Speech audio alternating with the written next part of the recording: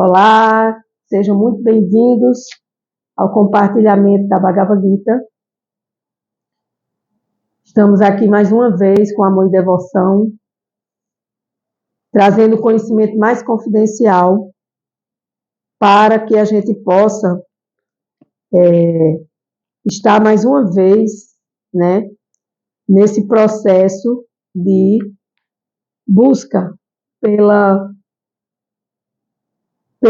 sabedoria divina, essa sabedoria que não se ensina em escolas, em universidades, e até mesmo os nossos pais também não tiveram esse tipo de educação, E eles também não tiveram condições de dar esse conhecimento transcendental.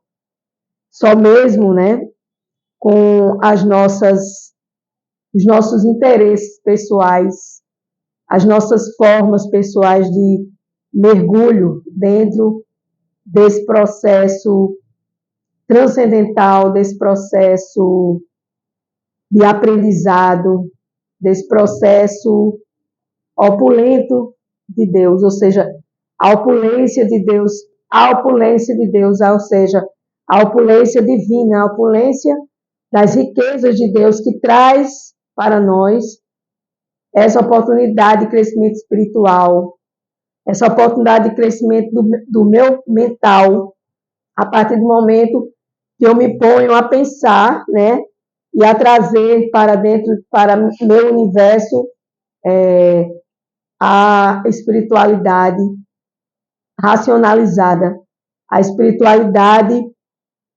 pensada, e essa espiritualidade que traz uma resposta para as minhas dúvidas pequenas que são sanadas através de um conhecimento mais aprofundado dentro da filosofia védica da Índia, e dentro do Bhagavad Gita, da Canção do Supremo, da Bhagavad Gita, a Canção do Supremo, onde o próprio Supremo traz, através de versos simples, porém, deveras complicado para as nossas mentes ocidentais entenderem, porque nós estamos acostumados mais com o cristianismo, nós estamos acostumados mais com esse processo da cristandade de Jesus, E as religiões, ou as filosofias, ou os caminhos espiritualistas transcendentais, esses caminhos mais aprofundados, eles não se encontram aqui no Ocidente, eles se encontram no Oriente. Então, essas filosofias que nos trazem o som transcendental do Om, essa letra em sânscrito, significa o Om, o início de tudo, o som de Deus, o som da criação divina. O Om, ele faz parte, sempre antes de mantras, o Om está presente. Om Namo Bhagavate Vasudevaya. Eu saúdo o Senhor Supremo para que me dê essa liberdade de leitura, essa liberdade de compartilhamento da ciência suprema. Om Namo Bhagavate Vasudevaya, Bhagavan, o Senhor Supremo, porque Deus, na filosofia védica, se expressa de 3 maneiras. A primeira maneira é Brahman, a primeira forma é Brahman. Brahman cria toda a energia material, cria todas as energias, inclusive Deus criou Brahman, o primeiro ser humano criado, a primeira alma criada, não ser humano, a primeira alma criada, a Brahma, Deus se mostra através de Paramatma. Paramatma, que é a potência máxima inserida na centelha do nosso coração, onde está inserido o amor de Deus, onde Deus, ele permeia o nosso pensamento, sentimento, emoção e nossas atitudes. Paramatma, a grande alma na pequena alma. E Bhagavan, que é a pessoa suprema, que é o supremo como pessoa. Então, Brahma, energia material, criação da energia material. Paramatma, a energia do amor, do coração, onde codifica todos os nossos atos, As almas estão ligadas a Deus através do Paramatma, da grande alma na pequena alma, e Bhagavan, que é a pessoa suprema, é o supremo com suas opulências. E hoje vamos ao verso 33 da Bhagavad Gita. Vou fazer minhas reverências aqui. Om Agyana Timiranda Dhyana Jana Salakaya Kakshu Milita Yena Tasmai Shri Guruve Namaha. Embora eu tenha nascido na mais escura região da ignorância, este mundo material, meu mestre espiritual abriu meus olhos com a tocha do conhecimento transcendental. A tal mestre eu ofereço minhas respeitosas reverências. Jaya Gurudeva, Jaya Prabhupada, Jaya, salve Deus, salve Prabhupada, que trouxe essa tradução, trouxe toda essa literatura védica traduzida para que eu possa hoje estar lendo aqui a Bhagavad Gita, né? Então, o verso 33 nos fala das letras, só a letra A, que é o início do alfabeto, A, B, C, D. E entre as palavras compostas, sou o composto duplo. Sou também o tempo inexaurível. E dos criadores, sou Brahma. Acabei de falar, Brahma, que cria a energia material. Todas as energias materiais são criadas pela palavra Brahma, pelo ser Brahma, pelo semideus Brahma, aquele que cria a energia material e o qual foi criado pelo Supremo. Tradução da sua divina graça, Srila Prabhupada, salve Srila Prabhupada. Akara, a primeira letra do alfabeto sânscrito, é o começo da literatura védica. Sem Akara, não há emissão sonora, logo é o começo do som, como para a gente aqui, A, B, C, D. Em sânscrito, há também muitas palavras compostas, das quais a palavra dupla, como Ramakrishna, chama-se Divandiva. Ou seja, Ramakrishna é uma palavra composta em sânscrito, o qual Krishna diz que ele é as palavras compostas, né? Já que para nós, poderíamos dizer Bem-TV, né? É uma palavra composta. Bem-TV também foi criado por Deus, né? O pássaro Bem-TV, lindo por sinal, né? Então, no composto da palavra Rama e Krishna também está intacta a sua forma, daí o composto chamasse duplo, mas sem querer comparar, porque Rama e Krishna são duas palavras divinas. Rama é uma das expansões plenárias de Krishna e Krishna é o próprio Deus, né? Entre todas as espécies de matadores, o tempo é o maior porque ele mata tudo. Olha que coisa fantástica. Em todas as espécies de matadores de tempo, de matadores, o tempo ele mata, o tempo ele cria as condições para que a gente possa ultrapassar determinadas coisas. O tempo cura as feridas, estão abertas. O tempo cura tudo, tudo passa, né? Então, Krishna, Deus, é o próprio tempo. Ele é o representante de Krishna, o tempo é o representante de Deus, Krishna, porque haverá no devido curso do tempo um grande fogo e tudo será aniquilado. Ou seja, o fogo ele aniquila tudo aquilo que está impuro. Então, quando é necessário, através das suas potências, o Supremo ele aniquila através do fogo. Então, entre as entidades vivas que têm capacidade de criar é Brahman, que possui 4 cabeças e é o principal. Por isso ele é representante do Supremo Krishna. Brahma tem 4 cabeças dentro da filosofia védica e ele vê tudo. Imagina a gente ter 4 cabeças. A gente tem uma e a gente já vê. Imagina com 4 cabeças. A gente vê na frente, vê atrás, vê na direita e vê na esquerda. Então isso não é mitologia, minha gente. Isso é filosofia védica, né? Isso é uma filosofia rara. E é uma filosofia que a gente deve entender da melhor forma possível para a gente evoluir a alma. Verso 34. Eu sou a morte que tudo devora. Olha só, Deus é a morte que tudo devora. Por quê? Porque a gente só tem uma explicação. A gente nasce e a gente morre. Então, quando a gente nasce, quando a gente morre, da forma que a gente nasce, da forma que a gente morre, mostra que Deus é imparcial com todos nós, porque todo mundo nasce de um jeito e morre de um jeito. Só que não estou falando aqui de condições financeiras que diversificam e que diferenciam o nascer e o morrer. mas Deus é a morte personificada. Ele vai pegar você pelo seu pezinho e vai dizer, vem cá, volta para cá, vamos ver agora o que foi que você fez de bom e o que você fez de negativo, né? Sou o princípio encarregado de gerar tudo que vai existir. Entre as mulheres sou a fama e a fortuna, a linguagem afável, a memória, a inteligência, a firmeza e a paciência.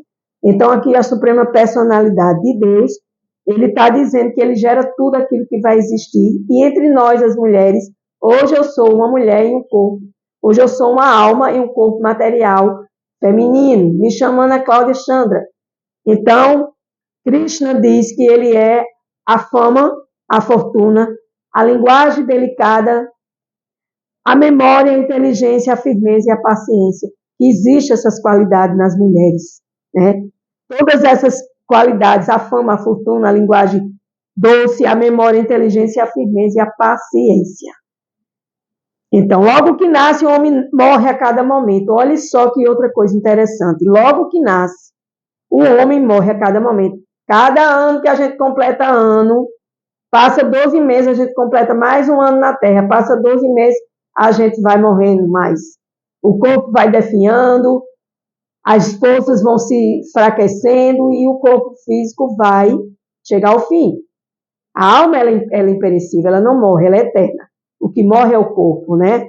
Então, assim a morte está devorando toda entidade viva a cada instante, mas o último golpe chama-se morte em si, que é uma realidade para todas as almas condicionadas aqui no planeta Terra, até para os animais, né? Os animais também morrem, né?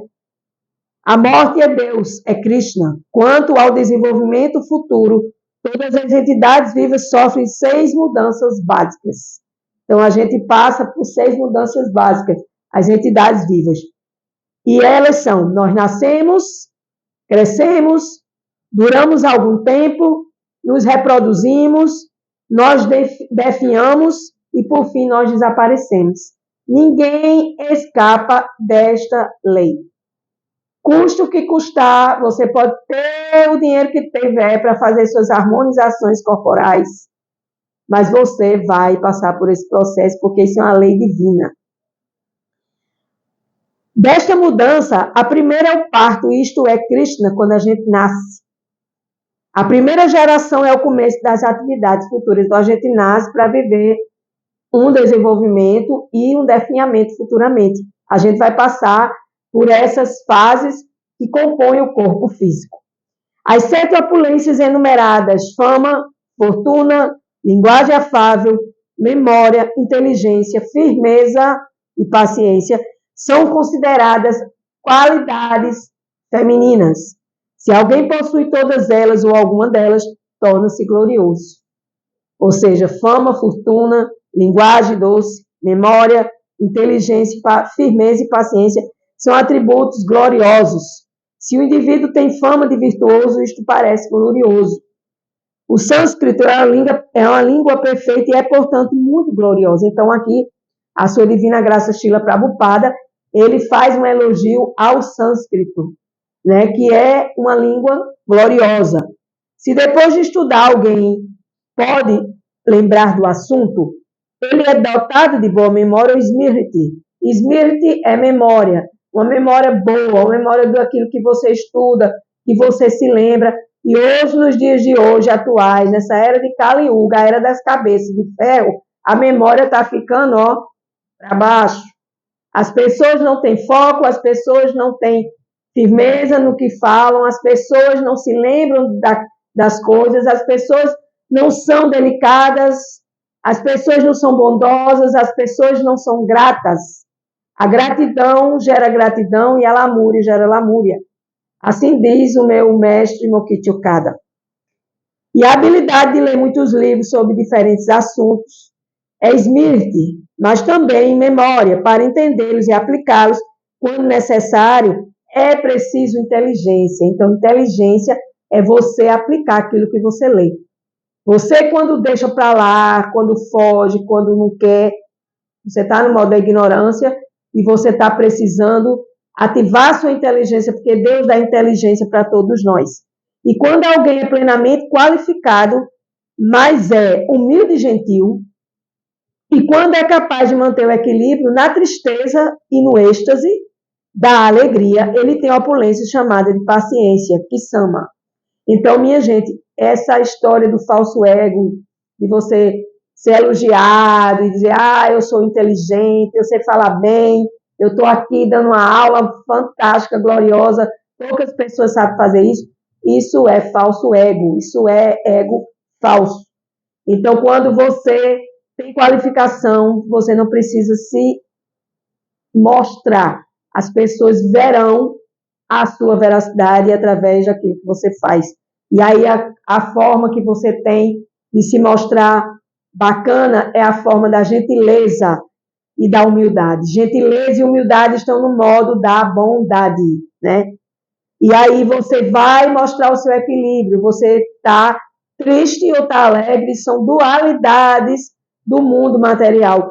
Tanto faz você ficar na bondade, como você ficar, aliás, tanto faz você ficar na tristeza ou na alegria, tudo passa. Porque Deus é o tempo e Ele vai fazer com que a alegria passe e vai fazer com que a tristeza passe. Porque aqui está dizendo que Ele é o tempo, nesse lá de cima, no verso 33, eu sou o tempo inexaurível. Então, tudo é questão de um tempo apenas. E esse tempo, ele vai passar. E você vai sair daquilo que você está vivendo. Então, você tem que se manter paciente. Você tem que saber ter paciência, que isso é modo da bondade também. E você ter paciência e esperar o tempo certo.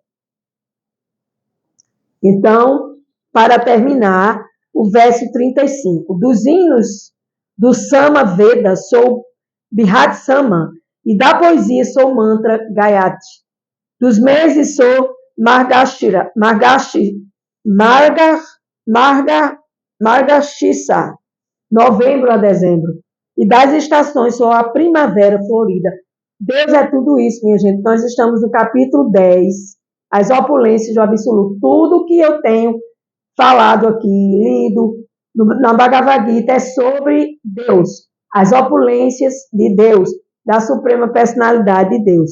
Então, aqui Prabhupada fala que o Samaveda é rico em canções belamente entoadas pelos vários semideuses, e um desses hinos é o Brihat Sama, que tem uma melodia esmerada e se canta à meia-noite. Então, isso são os mantras, os cantos dos mantras sagrados, que tem força, que limpa ambientes, que limpa. O Mahamantra é o Mahamantra, é o maior de todos os mantras. Esse é o mantra indicado para a nossa era que nós vivemos, a era de Kali, a era das cabeças duras. Esse Mahamantra, o Mahamantra Supremo vai limpar a sua mente e o seu coração. Então, existe também um mantra chamado Gayatri, que é cantado pelos seres espiritualistas brahmanas, que são qualificados. E o mantra Gayatri é mencionado no Srimad Bhagavatam. É um mantra específico que fala de Deus. E eu não entendo muito sobre o Gayatri, mas irei entender no futuro. Mas também é outro mantra qualificado, que fala sobre a compreensão acerca de Deus. O mantra Gayatri representa o Senhor Supremo. Aqui está no significado de Srila Prabhupada. Esse mantra é para as pessoas espiritualmente adiantadas. O mantra Gayatri, né? E quando o seu cantar é bem sucedido, podes conviver com o Senhor transcendental. Então, todos os cantos sagrados levam ao Senhor. O Mahamantra chama o Senhor e é o próprio Senhor. O Mahamantra e o Senhor Krishna não tem diferença. Quando a gente canta, a gente está com Deus. A gente está cantando para Deus, está usando a nossa língua, a nossa fala, para entoar os santos nomes de Deus. O mês de novembro a dezembro é considerado o melhor de todos os meses, porque na Índia os grãos são colhidos dos campos nesta época e o povo fica muito feliz. É a época da colheita, novembro a dezembro, né? Na primavera também muitas cerimônias que comemoram os passatempos de Deus, motivo pela qual é considerada a mais alegre de todas as estações e representa o Senhor Supremo Krishna. Então, minha gente, aqui, hoje deu tempo certinho, 20 minutos. Aqui está estão mais 3 versos da Bhagavad Gita sobre as opulências do absoluto. Então, vocês continuem escutando a Bhagavad Gita, continue deixando seu like aí você visualizou, vai lá na mãozinha aí, ó. Coloca seu like para o YouTube entender que o trabalho é bacana, o trabalho é divino, não por mim, mas por falar da Bhagavad Gita, como tem muita gente, muitos devotos qualificados falando, gritando a Bhagavad Gita, explicando a Bhagavad Gita, e a gente precisa também aprender para falar para outras pessoas, porque compartilhar sabedoria universal, sabedoria transcendental, é uma das maravilhas da alma, a alma que quer evoluir, a alma que quer transcender esses modos da natureza material. Então, eu agradeço mais um dia a permissão de Deus, Krishna, de estar aqui com vocês, deixando aqui para vocês esses 3 versos da Bhagavad Gita sobre as opulências do absoluto, diversificadas entre morte, tempo, meses do ano, estações do ano, a letra A do alfabeto, e outros versos que falam de outras coisas, que trazem o Supremo, que ele diz, eu sou o tubarão, eu sou o templo, eu sou o pássaro garuda, eu sou isso, dentro da filosofia védica, que é a filosofia fantástica, a filosofia que traz esse caminho diretamente para o conhecimento transcendental acerca da Suprema Personalidade de Deus. Com gratidão, eu encerro mais um dia de Bhagavad Gita. Gratidão.